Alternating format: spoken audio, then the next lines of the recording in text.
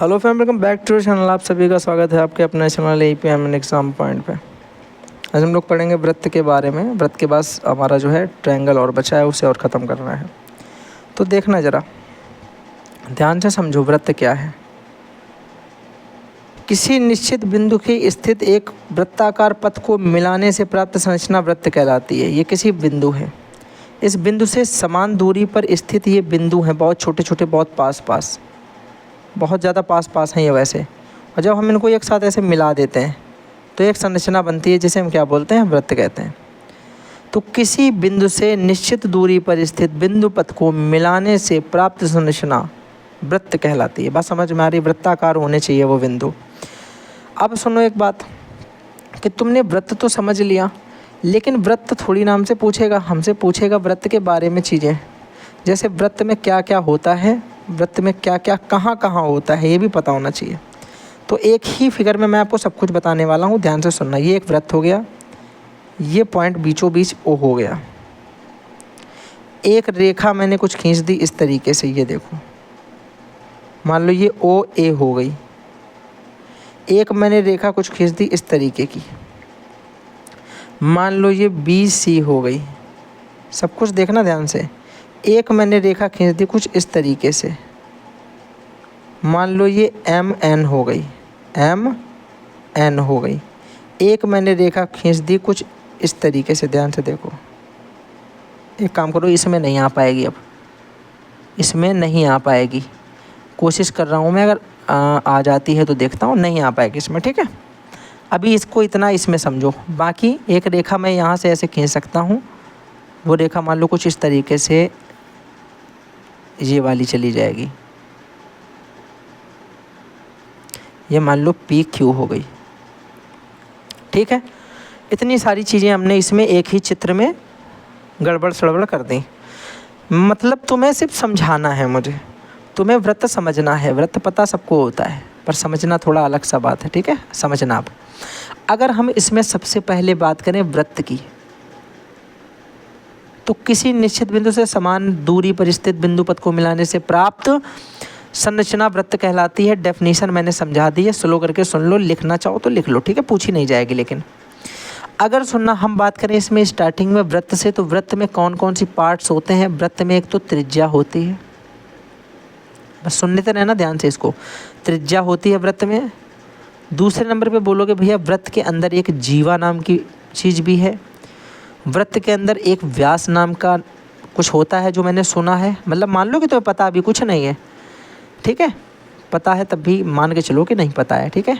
व्यास नाम की कोई चीज़ है, हमने पढ़ रखी कि इसमें मेरे भाई एक छेदक रेखा होती है। एक हम मान के चल रहे हैं कि इसमें स्पर्श रेखा होती है, टेंजेंट, ठीक है। बस इतनी सारी चीज़ें इनफ है मेरे लिए, मेरे सिलेबस के लिए। हमने कहा सबसे पहले तो एक वृत्त की डेफिनेशन तुम स्लो करके सुन सकते हो, कि किसी बिंदु से समान दूरी पर स्थित बिंदु पथ को मिलाने से प्राप्त संरचना क्या कहलाती है, वृत्त कहलाती है। त्रिज्या क्या होती है, सुनना ध्यान से।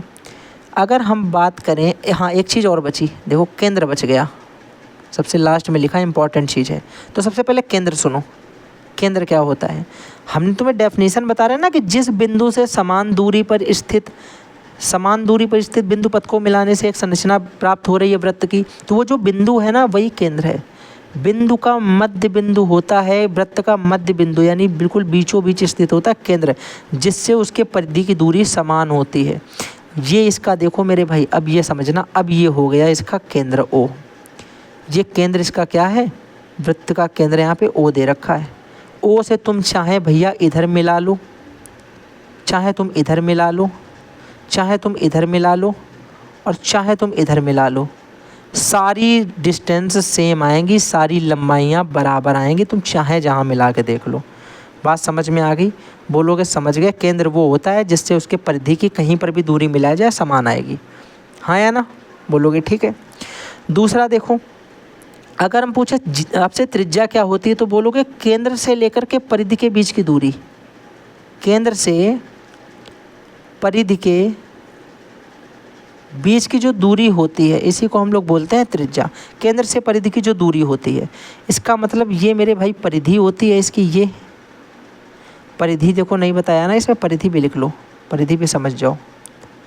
परिधि तो परिधि इसकी ये होती है, ये जो इसकी किनारी है ना ये पूरी, ये परिधि है।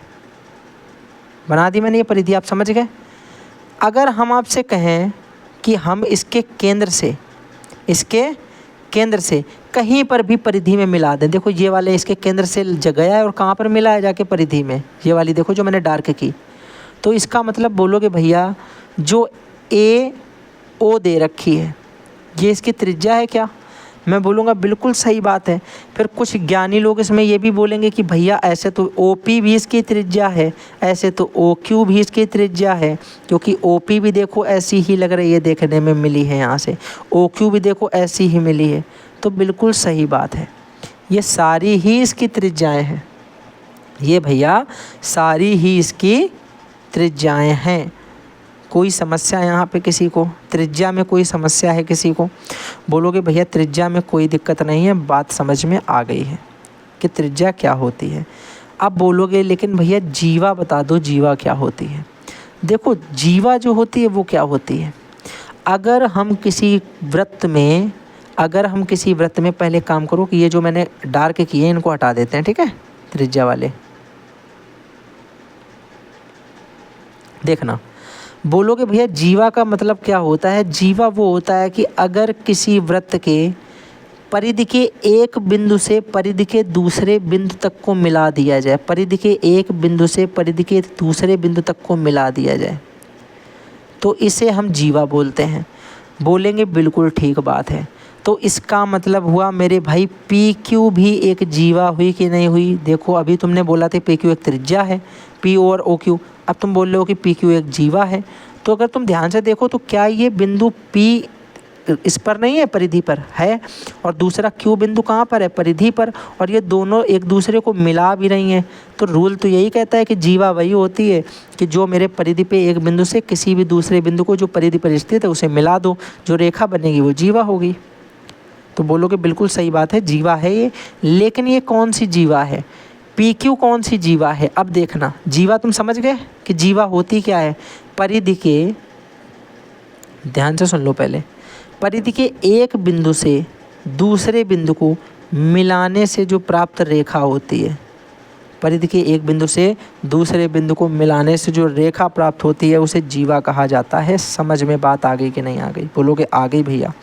आगे सुनो, व्यास क्या होता है? वह जीवा, सुनो ध्यान से, वह जीवा जो केंद्र से होकर जाती है, वह जीवा जो केंद्र के ऊपर से जाएगी वो व्यास कहलाएगी। देखो ये पी क्यू जीवा जो है ये कहाँ से होकर जा रही है? बोलोगे भैया ओ से होके के जा रही है ना ये केंद्र के ऊपर से, तो यही व्यास कहलाएगी। वह जीवा जो केंद्र के ऊपर से होकर जाती है व्यास कहलाती है। परिधि को एक बिंदु से दूसरे बिंदु को मिलाने वाली रेखा जीवा कहलाती है। त्रिज्या, केंद्र से परिधि के बीच की दूरी त्रिज्या कहलाती है। वृत्त, किसी बिंदु से समान दूरी पर स्थित पथ बिंदुओं को मिलाने से प्राप्त संरचना वृत्त कहलाती है। छेदक रेखा क्या होती है? रुक जाओ भैया, एक सेकंड रुको। व्यास तुमने बता दिया, लेकिन अभी थोड़ी देर पहले तुमने हमें एक कन्फ्यूजन में ये डाल दिया। तुमने कहा कि जो पी ओ है वो त्रिज्या है, जो ओ क्यू है वो त्रिज्या है। अब तुम बोल रहे हो जो पी क्यू है वो व्यास है। कन्फ्यूजन नहीं तुम कर रहे हो कि अभी ये दोनों त्रिज्या थी, अब ये पूरा एक साथ व्यास हो गया। तो मैंने कहा जोड़ के देख लो, त्रिज्या को आर से प्रदर्शित करते हैं ना, आर से, एक ये आर है एक ये आर है। तो तुमने बोल दिया भैया कि अगर हम इन दोनों को आपस में जोड़ दें, ओ क्यू को और पी ओ को, देखो अगर तुम पी ओ को और ओ क्यू को एक साथ जोड़ दोगे तो पी क्यू बन जाएगा कि नहीं बन जाएगा? देखो पी क्यू बन जाएगा। बोलोगे बिल्कुल सही। तो पी क्यू को हम लिख सकते हैं P O plus O Q, हाँ या ना? तो पी क्यू तो मेरे भाई हमने बताया तुम्हें व्यास है, व्यास को बोलते हैं डायामीटर यानी डी। तो हमने कहा ये तो डी है, और डी बराबर तुमने कहा पी ओ और ओ क्यू तो आर है, तो आर प्लस आर। तो यहाँ से डी बराबर क्या आ जाएगा? बोलोगे डी बराबर आर, आर हो जाएगा 2r। यानी हम बोल सकते हैं कि जो व्यास होता है वो त्रिज्या का दोगुना होता है। जो व्यास होता है वो त्रिज्या का दोगुना होता है। तो भैया ये भी तो बोल सकते हो कि जो त्रिज्या होती है वो व्यास का आधा होती है। एक ही बात तो है, तुम्हारी उम्र मुझसे दोगुनी हो चाहे मेरी उम्र तुमसे आधी हो, बात तो एक ही हुई, दो तरीके हैं बस कहने के। बात समझ गए यहाँ तक? बोलोगे भैया बिल्कुल यहाँ तक बात समझ में आ गई। हम ये बोल सकते हैं इसका मतलब है कि जो हमारा व्यास है वो 2 इंटू रेडियस है, 2 गुना है त्रिज्या का। त्रिज्या का 2 गुना मेरा व्यास होता है। व्यास क्या होता है? वह जीवा जो केंद्र से होकर जाती है व्यास कहलाती है। समझ गए? छेदक रेखा वो रेखा होती है, सुनो, छेदक रेखा। छेदक रेखा अगले पेज पे समझते हो, ज़्यादा छीछलेदर हो जाएगी तो समझ में नहीं आएगा। छेदक रेखा एक ऐसी रेखा होती है जो यहाँ से घुसी और इधर से ऐसे निकल गई, यानी वह रेखा जो किसी वृत्त को एक बिंदु से भेद कर दूसरी बिंदु से वापस बाहर निकल जाती है, छेदक रेखा ये कहलाती है। ठीक है। एक इसमें स्पर्श रेखा होती है, स्पर्श रेखा ये होती है, अरे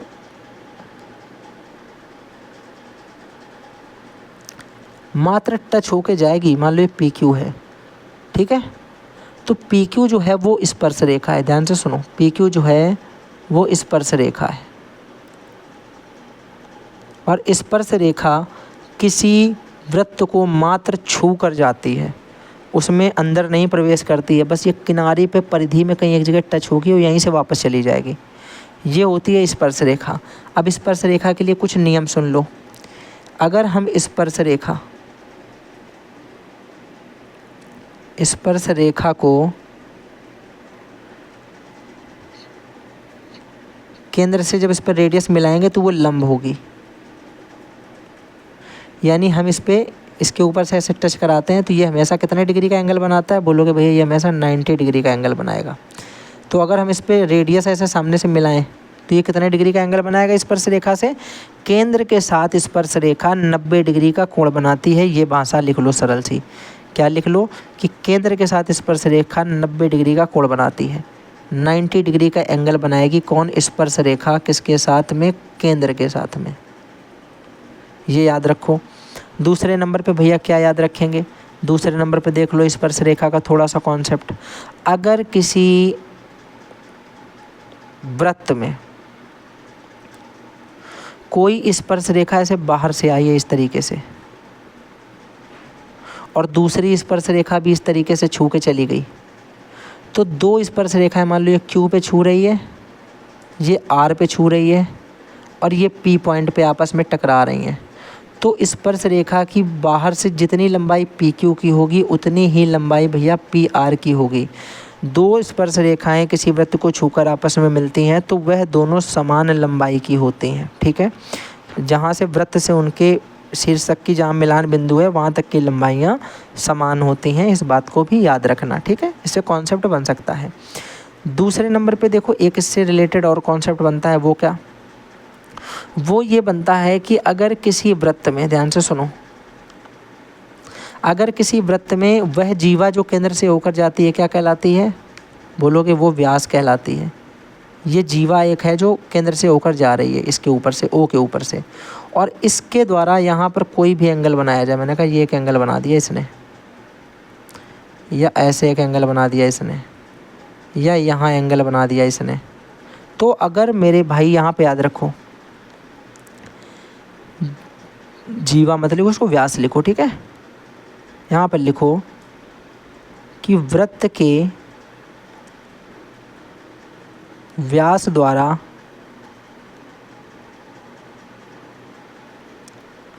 अर्धवृत्त के परिधि पर बना कोण, परिधि पर बना कोण ये हमेशा 90 डिग्री का होगा, हमेशा एक समकोण होगा। ये एक व्यास है कि नहीं? देखो ये व्यास है, केंद्र से होकर जाने वाली जीवा, ये व्यास कहलाती है कि नहीं? और इससे हम कहीं पर भी एक कोण बना दे, किसी भी परिधि में, यहाँ पे बनाओगे ये 90 डिग्री बनेगा, ये 90 डिग्री बनेगा, ये 90 डिग्री बनेगा। तो जहाँ तुम्हारा मन हो वहाँ मिला लो, बनेगा 90 डिग्री ही। ये तुमसे डायरेक्ट पूछा गया है, एक बार क्वेश्चन MCQ में देखना भैया, मिल जाएगा। ठीक है। ये आपको कॉन्सेप्ट याद रखना है कि वृत्त के परिधि पर व्यास के द्वारा बना कोण हमेशा 90 डिग्री का होता है। बस छोटा सा कॉन्सेप्ट है, याद रहेगा। अब सुनना, इससे तुम्हें क्वेश्चन कैसे दे देते हैं ये भी ध्यान से सुन लो। तुम्हें एक वृत्त बना के दे दिया इन्होंने, तुम्हें एक इन्होंने वृत्त बना के दे दिया ऐसा, ये इसका केंद्र O है, तुमने इसको ऐसे मिलाया और तुम्हें इस तरीके का एक चित्र बना के ये दे देंगे, ठीक है, इस तरीके का एक चित्र बना के दे दिया। तुमसे कहा ये वाला एंगल जो है ये 30 डिग्री का है, तो बताओ ये वाला एंगल कितने डिग्री का होगा, x डिग्री यहाँ लिख दिया। तुमसे पूछ दिया बताओ x का मान क्या होगा, x का मान बताइए। डरने वाली ज़रूरत नहीं है x का मान बताने में, ध्यान से सुनो x का मान कैसे बता सकते हो। तुमने लिखा मेरे भाई कि अगर मैं इसके अंदर ध्यान से देखूं तो ये आधे, ये जीवा है, ये जीवा कहाँ से होकर जा रही है, केंद्र से होकर जा रही है, इसका मतलब ये जीवा व्यास कहलाएगी। और व्यास के द्वारा जो कोण बना है ऊपर परिधि पर, ये वाला कौन सा, ये वाला, ये उसने दिया भले ना हो, लेकिन हमें तो पता है कि 90 डिग्री का होता है। तो हम बताएंगे भैया कि जो ट्रायंगल बना हुआ है उसमें तीनों कोणों का योगफल कितना होता है, 180 डिग्री का, जिसमें से एक उसने हमें दे रखा 30 डिग्री, एक होता है 90 डिग्री, एक दे रखा x डिग्री, बराबर जोड़ने पे 180 आना चाहिए। तो x डिग्री बराबर कितना आ जाएगा, बोलोगे 180 डिग्री माइनस ये इधर हो जाएगा 120 प्लस का उधर जाएगा तो माइनस हो जाएगा, माइनस का 120 हो गया तो कितना आ गया मेरे भाई, 180 में 20 चले गए 60 डिग्री, 60 डिग्री का कोण बना। 180 में 120 गया, 60 डिग्री का कोण बन गया। अब सुनो, बाकी आपको छोटी मोटी चीज़ें याद रखनी है वृत्त में, जैसे कौन कौन सी चीज़ें, ध्यान से सुनना। एक वृत्त के अंदर क्या क्या हो सकता है, एक वृत्त के अंदर एक त्रिज्या होती है, एक डायामीटर होता है, वृत्त का एरिया होता है, वृत्त का सरकमफ्रेंस यानी परिमाप परिधि होती है। तो अगर हमसे पहले पूछा जाए वृत्त का क्षेत्रफल क्या हो गया, वृत्त का क्षेत्रफल, तुम बोलोगे वृत्त का क्षेत्रफल होता है पाई आर स्क्वायर। फिर पूछेगा वृत्त की परिधि बता दो, परिधि को सी से दिखाते हैं, इस क्षेत्रफल को ए से दिखाते हैं, एरिया। तो भैया परिधि सरकमफ्रेंस होता है 2 पाई आर। फिर तुमसे मान लो पूछ दिया जाए, क्या पूछ दिया जाए, तुमसे पूछ दिया बताओ इसकी जो डायामीटर होता है वो कितना होता है, यानी इसका व्यास कितना होता है। तुम बोलोगे जो व्यास होता है भैया वो परिधि का दोगुना होता है, यानी 2 इंटू आर होता है।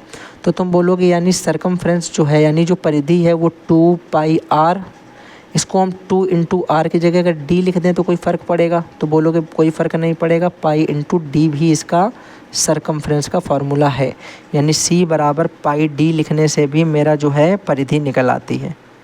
ख़त्म बात, यहाँ तक बात समझ में आ गई। क्षेत्रफल समझ में आ गया, परिधि समझ में आ गई, व्यास समझ में आ गया, पाई डी का कॉन्सेप्ट समझ में आ गया। आगे देखो क्वेश्चन कैसे दिए जाते हैं, एक क्वेश्चन देख लेते हैं, ज़्यादा नहीं इसमें पढ़ेंगे, ठीक है, क्योंकि इसके बारे में एकदम सिंपल सा कॉन्सेप्ट है। अब देखो यहाँ पे जैसे क्या दिया गया, मान लो इसकी रेडियस तुम्हें दे दी कि 14 सेंटीमीटर, कितने सेंटीमीटर, 14 सेंटीमीटर। तुमसे पूछा गया पहले नंबर पे तो इसका क्षेत्रफल बता दो, तुम बता दोगे क्षेत्रफल, तुम बोलोगे भैया क्षेत्रफल होता है पाई आर स्क्वायर, पाई का मान होता है 22/7, आर स्क्वायर का मान होता है 14 × 14, ठीक है। 14 से एक मैंने ये काटा तो आपका 7 दूनी 14 आ गया, यहाँ आ गया 22 दूनी 44, 44 × 14, ठीक है, 44 × 14। तो 14 चौको कितना होता है, फिर भाई बोलोगे 56 के 6 यहाँ से लगाया 5, 14 चौको 56, 5 61, 616 इसका आंसर आ गया, ठीक है ना। अब अगर तुमसे इसकी पूछेगी बता दो इसकी भैया परिधि कितनी होगी, क्या पूछा जाए, बता दो परिधि कितनी होगी, तुम बोलोगे परिधि सी बराबर होता है 2 पाई आर। तुमने कहा 2 इंटू पाई का मान 22/7 इंटू आर का मान 14 है, 7 से हमने काट दिया, 7 दूनी 14, ये मेरे भाई हो गया है कितना, 2 × 22 × 2, तो 2 का गुणा 22 में किया तो 22 दूनी 44, 44 दूनी कितना होता है 88, 88 सेंटीमीटर या मीटर जो भी दिया जाएगा वो इसकी परिधि निकल आई। तुमसे इसका पूछ दिया जाए बताओ इसका व्यास कितना होगा, व्यास तुम बताओगे भैया जो व्यास होता है वो 2 × रेडियस परिधि होता है, तो व्यास बराबर 2 × त्रिज्या 14 दे रखी, 14 दूनी 28 हो जाएगी, ये मेरा आंसर हो जाएगा। बात समझ में आ गई कि नहीं आ गई, बोलोगे भैया ये सरल है इसको मत बताओ, ये हम सबको पता है, एरिया हम लोग निकाल ही लेते हैं, एरिया कैसे निकाला जाएगा समझ गए हैं, परिधि भी हम लोग निकाल लेते हैं और व्यास भी हम लोग निकाल लेते हैं। तुम वो बताओ एक जो प्रीवियस ईयर में 2019 में क्वेश्चन पूछा गया, 2019 में भैया आपसे एक क्वेश्चन पूछा गया था, और याद रखना वो क्वेश्चन अच्छा क्वेश्चन था, एक आपको उसमें दिया गया था कि एक चित्र आपको बना के दिया गया था कुछ इस तरीके का, याद रखना 2019 में ये क्वेश्चन पूछा गया है, ठीक है। इसमें आपको कुछ इस तरीके से दिया गया यहाँ पे O और यहाँ से ऐसे होकर के जाता है AC, ए सी, और उसके बाद यहाँ पर इससे इस तरीके से बी टच होता है और इससे इस तरीके से ओ टच हो जाता है। अब सुनना ध्यान से, इसमें तुमसे पूछा क्या क्या गया था। तुमसे इसमें पूछा गया था कि हमें इसमें 3 त्रिज्या बतानी थी, 3 त्रिज्या बतानी थी, 3 जीवा बतानी थी, 3 जीवा, 3 त्रिज्या, और हमें क्या बताना था, हमें व्यास बताना था, कौन सा है व्यास का नाम बताना है, और हमें केंद्र का नाम बताना है। इतना कुछ हमें बताना था। अब इसमें हम लोग अपनी तरफ से बढ़ा सकते हैं कि एंगल ए बी सी का मान भी बताओ कितना आएगा, अपनी तरफ से बढ़ा सकते हैं ना, क्योंकि हम लोगों को इतना तो पता ही चल चुका है। अब सुनो, सॉल्यूशन देखना भैया बहुत ज़्यादा ध्यान से, समझ में आएंगी चीज़ें तुम्हें। अब यहाँ पे अगर तुमसे यहाँ पहले नंबर पे 3 त्रिज्या पूछी गई, त्रिज्या क्या होती है, त्रिज्या होती है केंद्र से लेकर के परिधि तक की दूरी। तुमने कहा एक तो देखो ये यहाँ से ये वाली हो गई, एक ये वाली हो गई, एक ये वाली हो गई। तो एक तो बोलोगे, जब हम त्रिज्या की बात करेंगे नंबर 1 पे त्रिज्या, तो बोलोगे त्रिज्या मेरे भाई ज़्यादा कुछ नहीं, एक ए ओ हो जाएगी, एक सी ओ हो जाएगी और एक बी ओ हो जाएगी। ये 3 मेरे भैया हो गई त्रिज्याएँ। पहला आंसर हो गया। तीसरे नंबर पर तुमसे 3 जीवा पूछी गई। जीवा, जीवा क्या होती हैं, किसी परिधि के एक बिंदु से दूसरे बिंदु को मिला दो, वो जीवा होती है। तुमने कहा देखो ए बिंदु परिधि पे है, बी बिंदु परिधि पे है, ये ए बी को मिला दिया, तो ये ए बी एक जीवा हो गई। बोलोगे बिल्कुल सही बात है भाई। मैंने कहा दूसरा देखो ये बी और सी को मिला दिया, ये भी एक जीवा हो गई कि नहीं, बोलोगे बिल्कुल सही। तीसरा बताओ, ये जो व्यास है जो केंद्र से होकर जा रहा है पूरा ए सी, ये देखो इधर ए पे टच हो रहा है और इधर सी पे टच हो रहा है, तो ये दोनों, ये भी तो एक जीवा हो गई, सबसे बड़ी जीवा व्यास, तो बोलोगे ए सी एक जीवा हो गई। बोलोगे ठीक है, ये बात भी तुमने बता दी, चलो आगे आ जाओ। तुमने त्रिज्या बता दी, तुमने जीवा बता दी। अब तुम ये बता दो, तीसरा नंबर पूछा गया था तुमसे, इसमें व्यास क्या है। तुम बोलोगे सबसे बड़ी जीवा ही व्यास होती है, जो ए सी है वो सबसे बड़ी जीवा है, यही व्यास है। ए सी तो है सबसे बड़ी जीवा, देखो जो केंद्र से होकर जीवा जा रही वही तो व्यास होती है, ये केंद्र से होकर जा रही कि नहीं जा रही, तो ये व्यास हो गया। तुमने कहा भैया चलो तुमने ये भी बता दिया। अब तुमसे पूछा जाएगा बताओ केंद्र क्या होगा, केंद्र। तुमने कहा भैया केंद्र तो सबको पता है, छोटे से हम जानते हैं, केंद्र इसका ओ दिया गया है, केंद्र इसका ओ दिया गया, ये देखो ओ यहाँ पे ये केंद्र है, जहाँ पे ये तीनों आपस में मिल रही हैं। हमने कहा भैया चलो ये बात तुमने बता दी, अब बता दो एंगल ए बी सी कितना होगा, ए बी सी। तुमने कहा देखो हमें भैया एक चीज़ पता है कि ए सी जो है वो व्यास है, व्यास है, और अगर हम व्यास के द्वारा परिधि पर कोण बनाते हैं, व्यास के द्वारा परिधि पर कोण बनाते हैं तो 90 डिग्री का बनता है। इसका मतलब एंगल ए बी सी जो होगा वो कितने डिग्री का होगा, 90 डिग्री का होगा। तो मैंने कहा चलो तुम तो होशियार हो, तुम्हें तो सब कुछ पता है। तुमने कहा भैया एक बार इसे साफ करके बता दो कहाँ पे बन रहा है एंगल, तो हमने कहा देखो ये एंगल बन रहा है। यहाँ पे जब ए बी सी वाला एंगल तुमसे पूछा जाएगा तो एंगल कहाँ बनेगा, तुम बोलोगे ए बी सी वाला एंगल इस तरीके से बनेगा, इस तरीके से, और ये व्यास है उसका वृत्त का और ये गोला है, ये ओ केंद्र है। तो देखो ये ए सी के द्वारा जो कोण बनेगा, हमने बताया ना कि कहीं पर भी बना दो, यहाँ बना दो या यहाँ बना दो या एकदम यहाँ बना दो या एकदम यहाँ बना दो, ये सारे के सारे कितने डिग्री के बनेंगे, 90 डिग्री के बनेंगे, क्योंकि ये व्यास के द्वारा बनाए जा रहे हैं। तो चलो आई होप आपको कॉन्सेप्ट क्लियर हो गया होगा। आपको इसमें रिलेटेड कोई भी क्वेरी आती है तो फिर आप लोग बताइएगा, मैं एक बार और वीडियो बना दूंगा इसका वृत्त का। वैसे मैंने कोशिश की है कि आपको सब कुछ समझ में आ जाए, पाई आर स्क्वायर, 2 पाई आर और जो भी जितने फार्मूले होते हैं, स्पर्श रेखा, छेदक रेखा, जीवा, व्यास, त्रिज्या और जो होता है मैंने आपको सब कुछ बता दिया, परिधि, ठीक है। तो आई होप आपको मेरी बात समझ में आ गई होगी। अगर वीडियो पसंद आती है लाइक करना, फ्रेंड के साथ में शेयर करना, कमेंट ज़रूर कर देना कमेंट बॉक्स में आप लोग कि वीडियो कैसी लगी, हेल्पफुल हुई आपके लिए या नहीं। और इसी के साथ में थैंक्स फॉर वॉचिंग।